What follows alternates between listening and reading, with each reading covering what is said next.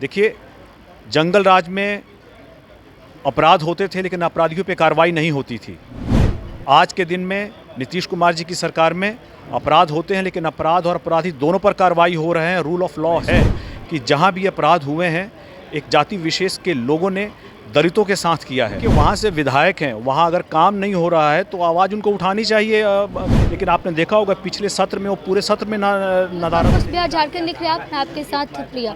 मुजफ्फरपुर और जहानाबाद में नाबालिग लड़कियों के साथ हुए दुष्कर्म के बाद अब बिहार की राजनीति भी गर्म हुई है। तमाम लोग उनके साथ न्याय की मांग करें। हमारे साथ जमुई सांसद अरुण भारती जी हैं, इनसे जानते हैं कि क्या कहेंगे, कितनी जल्दी कार्रवाई की गई है। मुजफ्फरपुर में जिस तरीके से हुआ, सवाल उठ रहे हैं वीणा देवी पर, जो वहाँ की सांसद हैं, उन पर सवाल उठ रहा है कि वो क्यों नहीं गई पीड़ित परिवार से मिलने के लिए, क्यों उन्होंने कार्रवाई नहीं करवाई। तमाम विपक्ष के लोग जो है वो सवाल कर रहे हैं। कल शकील अहमद ने कहा कि ऐसे चिराग पासवान कई दलितों के घर जाते हैं, लेकिन जब उनके सांसद के क्षेत्र में हुआ तो चिराग पासवान खुद क्यों नहीं गए। नहीं, आपकी जानकारी गलत है। आपको मैं बता दूं कि कल हमारा जो 5 सदस्यीय जांच दल गया था उसमें माननीय सांसद वीणा जी भी थी, मैं खुद भी था वहाँ पे, और हम लोग दोनों मिल कर के पीड़ित परिवार के घर गए थे। हम लोगों ने जा कर के उनको सांत्वना दी, को हर संभव मदद का भरोसा दिलाया। और आपको ये भी बता दें कि प्रशासन ने भी प्रथम दृष्टया वहाँ पे जो कार्रवाई की है, आरंभिक जो कार्रवाई की है, हम लोग उससे मतलब ये है। लेकिन हम लोग ये चाहेंगे कि इस अपराध की जो वहाँ हुई है, जो कि आरोपी फरार है, इसको स्पीडी ट्रायल किया जाए। और अभी आपको जानकारी भी होगा कि वहाँ पे उसके घर पे कुर्की जब्ती की गई है ताकि उसे तुरंत गिरफ्तार करके स्पीडी ट्रायल करके उसको कड़ी से कड़ी सज़ा तुरंत दी जाए। बिहार में अपराध बढ़ रहे हैं, ऐसे में क्या लगता है बिहार सरकार नाकाम है अपराध रोकने को लेकर। देखिए, अपराध जहाँ भी यहाँ पे अपराध हो रहे हैं, प्रशासन और सरकार पूरी तरह से मुस्तैद है, वो लोग लगे हुए हैं। और जहाँ भी अपराध हो रहे हैं, अपराध और अपराधी दोनों के खिलाफ लगातार ये आरंभिक कार्रवाई की जा रही है। लेकिन सिर्फ आरंभिक कार्रवाई से बात नहीं बनेगी, एक उसको तुरंत ही न्यायोचित स्पीडी ट्रायल किया जाए ताकि दोषियों को कड़ी से कड़ी सज़ा दी जा सके। आपने कई सवाल उठाए कि उन पे जांच होनी चाहिए। बिहार में बढ़ते अपराध को लेकर भी आज आपने बोला कि बढ़ रहे हैं, आपने माना ये चीज़। तो क्या लगता है कि आप सरकार में होकर ही सरकार पर सवाल खड़ा कर रहे हैं। देखिए, हम लोग सरकार के समर्थन में, हम सरकार में नहीं हैं, तो जब हम सरकार के से समर्थन में हैं तो जो भी मांगे होंगी अपराध को लेकर के, जहाँ पे किसी तरह की मदद की ज़रूरत होगी तो हम लोग सरकार से ये इसके लिए मांग करेंगे। और इसी मांग को लेकर के हमारे राष्ट्रीय अध्यक्ष श्री चिराग पासवान जी मुख्यमंत्री जी से मिलेंगे। देखिए, अपराध हो रहे हैं लेकिन अपराध के साथ साथ अपराध पे कार्रवाई भी हो रही है प्रशासन और सरकार के द्वारा। इसको सही अंजाम तक पहुंचाया जाए, इसके लिए हमारे राष्ट्रीय अध्यक्ष जी मुख्यमंत्री जी से मिलेंगे और ये कहेंगे कि प्रशासन से जो भी स्पीडी ट्रायल हो सकता हो उसको करवा करके इसको अंतिम अंजाम तक पहुंचाया जाए और दोषियों को कड़ी से कड़ी सज़ा दी जाए। तेजस्वी यादव कह रहे हैं कि जंगल राज आ गया है बिहार में, यही जंगल राज है, असली जंगल राज। ये कहने से पहले तेजस्वी यादव जी को जहानाबाद में ये जहानाबाद और मुजफ्फरपुर जहाँ ये घटनाएं हुई हैं वहाँ जाना चाहिए। जा कर के पीड़ित परिवार से मिल कर के ये भरोसा उनको देना चाहिए कि वो उनके साथ खड़े हैं। देखिए, जंगल राज में अपराध होते थे लेकिन अपराधियों पे कार्रवाई नहीं होती थी।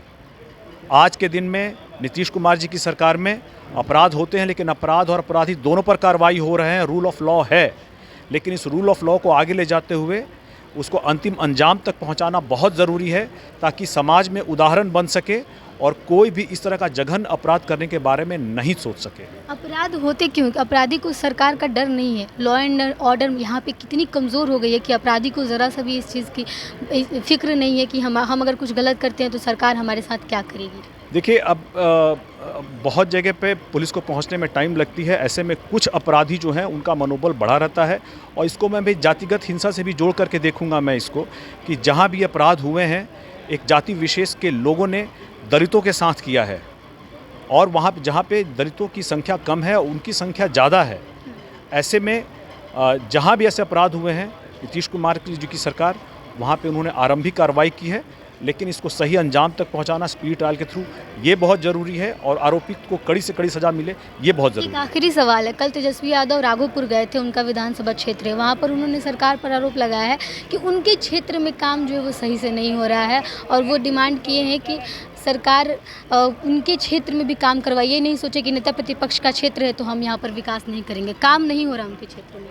देखिए वहाँ से विधायक हैं, वहाँ अगर काम नहीं हो रहा है तो आवाज़ उनको उठानी चाहिए ये बिहार विधानसभा में। लेकिन आपने देखा होगा पिछले सत्र में वो पूरे सत्र में नदारद थे, पूरे समय थे नहीं।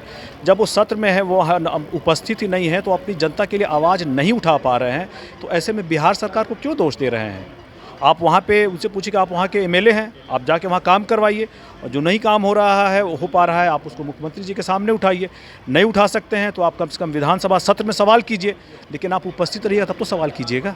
तो सुना आपने जमुई सांसद अरुण भारती को, और चिराग पासवान की पार्टी की तरफ से आज उन्होंने प्रेस कॉन्फ्रेंस किया था और जिसमें उन्होंने सरकार से मांग की थी कार्रवाई की। तो हमने ये सवाल किया कि आखिर सरकार में रह करके उन्होंने सरकार से मांग क्यों की, और साफ तौर पर उनका कहना था कि वो सरकार को सिर्फ समर्थन दे रहे हैं, सरकार की हर चीज़ को समर्थन नहीं देते हैं और सरकार में वो प्रत्यक्ष रूप से नहीं है। इस चीज़ को लेकर के उन्होंने कहा कि वो दोषियों पर स्पीडी ट्रायल की मांग करते हैं और सरकार से जल्द उस पर कार्रवाई की मांग करते हैं। इसके अलावा तेजस्वी यादव ने जो आरोप लगाया था कि उनके क्षेत्र में काम सही से नहीं हो रहा है और बिहार सरकार ये नहीं सोचे कि नेता प्रतिपक्ष का ये क्षेत्र है तो यहाँ पर काम कम करवाए, बल्कि हम मांग करते हैं कि वो यहाँ भी काम करवाए। इस पर उन्होंने साफ तौर पे कह दिया कि बिहार विधानसभा के नेता प्रतिपक्ष हैं वो, और उन्हें ऐसी मांग करने की ज़रूरत नहीं है। वो विधानसभा में अपनी आवाज़ को उठा सकते थे, लेकिन पूरे विधानसभा सत्र के दौरान नेता प्रतिपक्ष गायब थे, लिहाजा आवाज़ उनके विधानसभा की कौन उठाएगा। ये लो मुंह मीठा करो, आज मैंने अपना जॉब छोड़ दिया, अब हम पूर्णिया वापस जाएंगे। जॉब छोड़ दिया है? मतलब ये घर कैसे चलेगा, हम करेंगे क्या, और माँ बाबूजी क्या बोलेंगे? इसलिए मैं एक और मिठाई का डब्बा लाया, अपने बिजनेस के लिए लोन अप्रूव हो गया। अरे लोन अप्रूव हो गया वो तो ठीक है, लेकिन पूर्णिया में हम रहेंगे कहाँ? अपना घर भी तो नहीं है वहाँ। इसलिए तो एक और मिठाई का डब्बा अलग से लाया हूँ। हमने पूर्णिया में घर ले लिया है, पूर्णिया के ई होम्स पैनोरमा में। पूर्णिया में पैनोरमा ग्रुप लेकर आए हैं ई होम्स पैनोरमा, बड़ा घर, आलीशान जिंदगी और अत्याधुनिक सुविधाओं के संग। अरे अब क्यों मुंह मीठा करवा रही हो? क्योंकि हम घर वापसी जो कर रहे हैं। घर वापसी की खुशी पूर्णिया में ई होम्स पैनोरमा के संग। E homes panorama, luxurious lifestyle redefined.